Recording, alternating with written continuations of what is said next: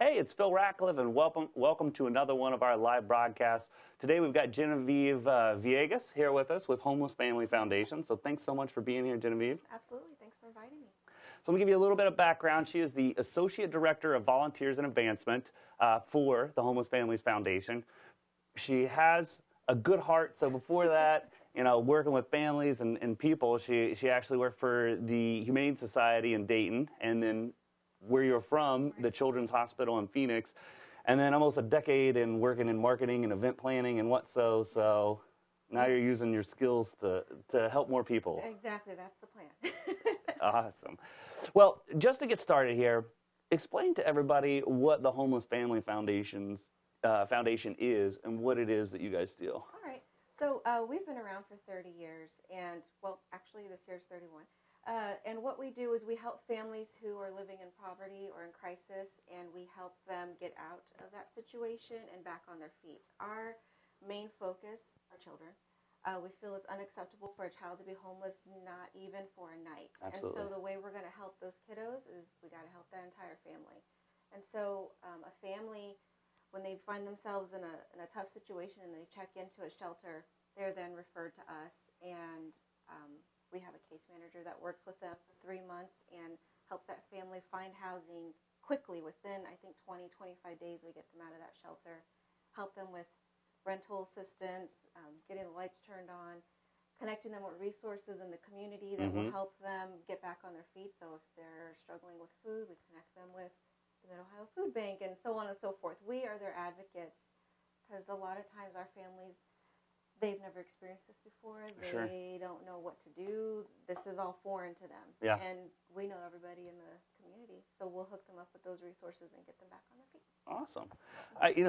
I think one of the things we were talking about before, but I just want to kind of bring up again, is that I think a lot of people, when they think about things like this, there's some people that maybe subconsciously or involuntarily mean about it, in terms of thinking that sometimes when people go through these things, it's their own fault, et cetera. But I think one of the awesome things that I learned about you guys that you do and your success rate is you try to get them back on their own feet within 3 months. And didn't you say you had like a 90% success rate? We do. Of that? And so a lot of families that we help, this is their first time being homeless, and it is so easy. And I don't want to say easy, but they're living paycheck to paycheck. So you think about a single mother who has her kiddos, and she's working hard, and she's trying to make... One thing could throw them. One thing, and all it takes is one of her children getting sick, and she needs to stay home with them for a week or two, and she misses that paycheck. Yeah. And that's it. And it doesn't mean that they don't have a family to go and, double up with and live in their home.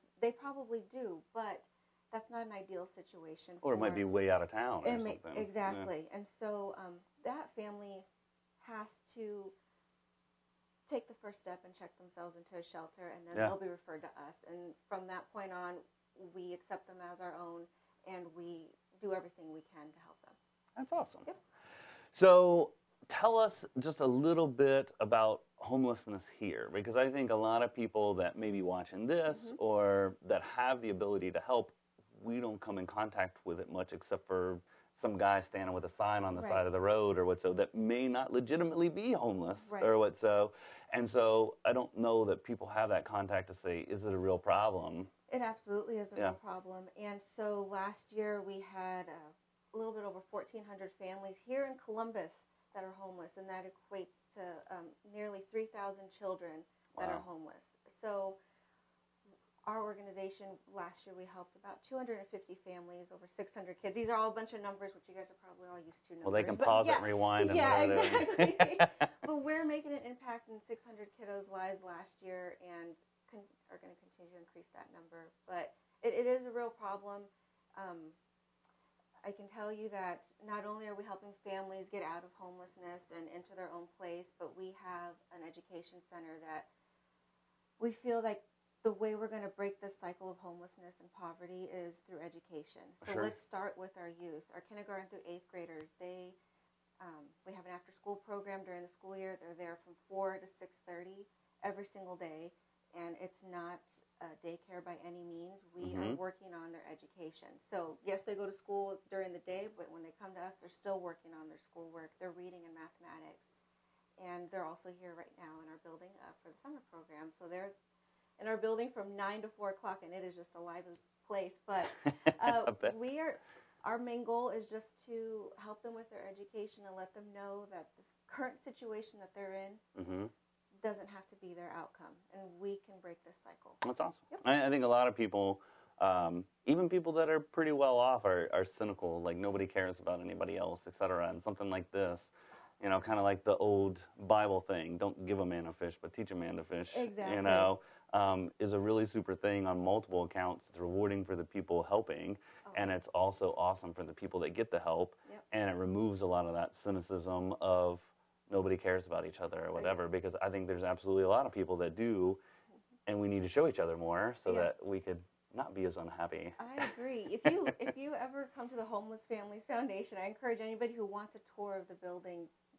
My contact number information will be there, but please come to our building. From the outside, it doesn't look like much. It's a gray box of a building, but you go inside of it, and there's murals everywhere, and it's just filled with hope and happiness. And now that the kids are there during the summer, it's loud and crazy and fun. And these kiddos, they're going through some tough times. They're not homeless. The kids that attend our education center, they're not homeless. They're living in poverty. They live around our area, which is we're in downtown, just east of downtown. But they're just like any other kids. Sure. They're silly and goofy and want the same things, and they want to do better in their life. And everyone who works at the Homeless Families Foundation, we love those kids to pieces. And they're so funny and just have the greatest personalities. I just love hanging out with them, and we just want to make a difference. Well, I love all the pictures and stuff that you do, and you can see that on your all's Facebook and how you guys. Yeah. You recently went to Kings Island, we right? Did, yeah, right there. And then you guys post a lot of pictures of different things that you're doing, and interestingly, I don't see most people that do a lot of videos, but you guys post videos about things that are going on as well too, which I think is pretty cool. There's something different going on with our kids. I mean, the zoo stops by and they'll bring some critters with them, or just so many things are happening. Jack Hanna. Yeah, I wish Jack would show up, but we'll tag him maybe. Yeah, exactly. We'll watch this. So I try to just jump in there and say, okay, let's do a Facebook Live video, because this is just too cool. We need to share this with everybody. How many kids get to experience this? And our kids are so appreciative and really get a kick out of our visitors. Awesome. So I think you've done that a little bit, but tell us a little bit about the programs that you have. And I think you kind of box it into three main things, right? Yeah. So we box it into three, but I always say the two major things that we do are it's stabilizing those families, but that's, again, they're in a homeless shelter, and we get them out of there and into their own housing that they can afford.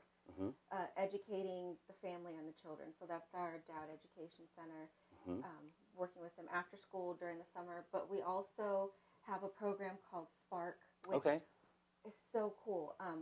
So our after-school program, it is kindergarten through 8th grade, but our Spark program focuses on those preschoolers. And so we have parent partners, staff members that go into the homes of these families that have preschoolers, and they work with the parents and teach them how to play and how to teach their child.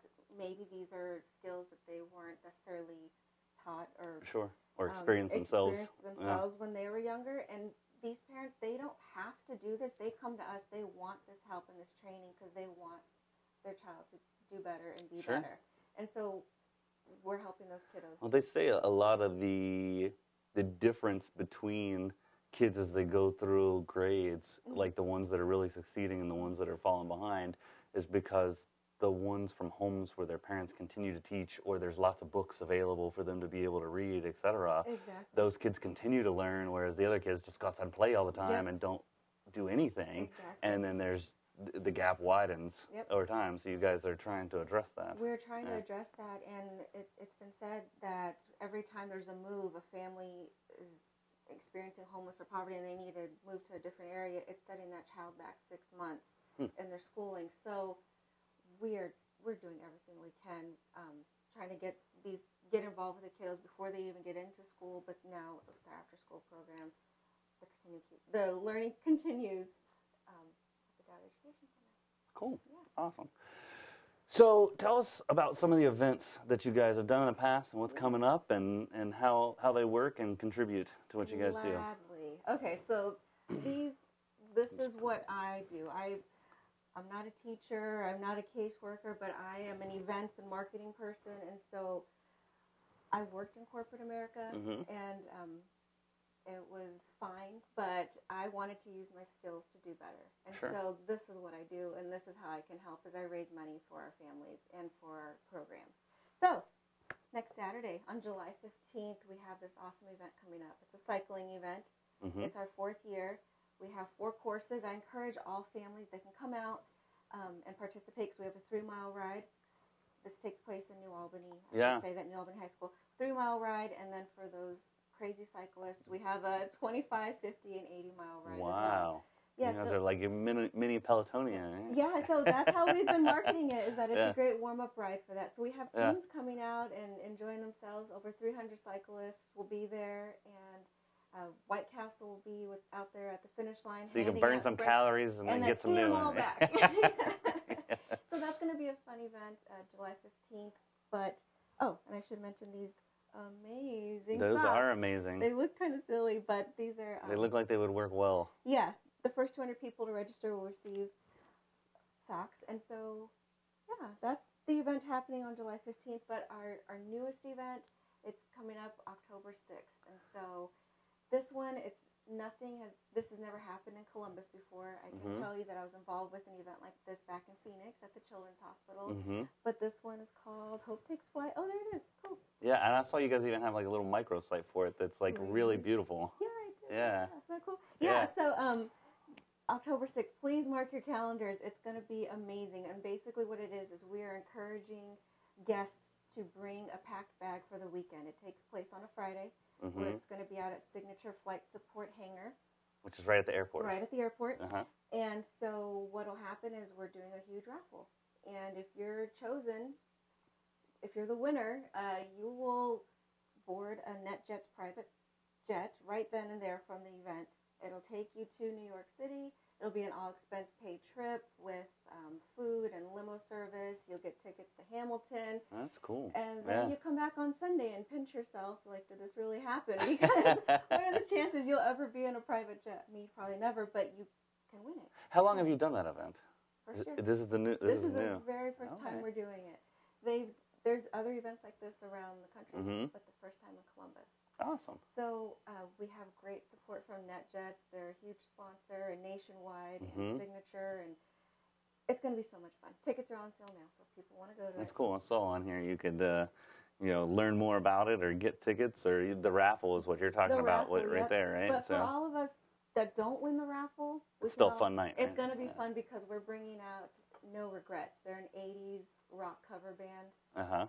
They're going to just go crazy at 9 o'clock and play all of your favorite 90s or 80s, I'm sorry. And we're going to have land grant there giving out, or serving beer, and it's just going to be so much fun. A lot of food and just drowning our sorrows. Have you already had a decent amount of people pre-register that early? I mean, we do events too, and if you did, that would be amazing already. We've had a few people sign up already. We're just trying to get the word out. This is the first time that this has happened, this event, and so if people are like, am I reading this right? The winner really leaves that night? Yes, you leave that night. So that freaks out some people. Those A-type personalities are like, ooh, I can't even imagine just getting on a jet and leaving. But yeah, it could happen. That's cool. Yeah. So we have a lot of great things going on. And if events aren't your thing, I encourage people to come and volunteer. It's so easy just to go to our website, click on the volunteer button at the very top, and get involved. We do food drives where we need help sorting food donations. You can come volunteer actually with our kiddos and be a reading mentor or a math mentor. It's just an hour a week of your time. I was just going to ask you, what's the time commitment on some of those? It's 1 hour. And I do it too. Even though I work there, I still volunteer. Because I get paired up with 2 little girls that first grade and third grade, and the book's already picked out for me to read with them. And they're just so sweet. They're excited to see me, and I'm probably more excited to see them. Do you see the same children over and over again? Yep. It's a commitment of a school year, and it's an hour a week. You read 30 minutes with each child, and you can go over if you want a little bit, because I just love to hear about their days and what's going on with them, and they're getting that one-on-one adult time. So where is your main building where that happens. Yeah. So we're located at 33 North Grub Street, which is just east of downtown on Broad. Okay. So in between downtown and 315. Okay. Yep. Gotcha. Okay. If you made it to 315, you went too far. Cool. So is there any other way or anything that you would want to kind of put out to everyone, how they could get involved or contribute or whatever the case? I mean, I would say go onto our website. We try to keep it updated, but we also send out newsletters and e-blasts all the time, and just the fun stuff that's happening in our building and upcoming events, and just really what's going on with HFF. Okay. So I think that's kind of my next question too. You probably almost answered, but how can people contact you? So just go to the website and contact through there. Oh, your website and contact through. Oh, I went too far. Let's go back. And then contact through here, or is there a contact us, or should they call you, or what's the best way? Yeah. Anywhere up here, but I would say contact us. And we can get them on our mailing list. And then they can either contact through there or call the 1-888-4-SHELTER phone number. Actually, that's for those who are actually experiencing homelessness. But our there's a staff directory. Yeah, there you go. So depending on who you need to contact for what you want to do, just call you. I can help you. I'll field all those calls and get you to the right person. All right. Well, thank you so much, Genevieve, for coming in. We very much appreciate your time. Everything that all you guys do, you make our community better, and hopefully you can continue to expand that with your events and everything that you're doing so that you can help more people. So thank you. Thank you for giving me the opportunity to talk about it. You're welcome. So thank you guys for joining in, spending part of your day with us. Join us next week. We have Carolyn coming in from BMI Federal Credit Union, and then the week after that, Brad Harshaw, who's coming in from Strategic Payroll Solutions, a local payroll provider that we're really excited about, that's got some new technology that's going to help a lot of our small business owners. So have a wonderful weekend. Hope you are catching up from your day off from 4th of July, and we will see you next week.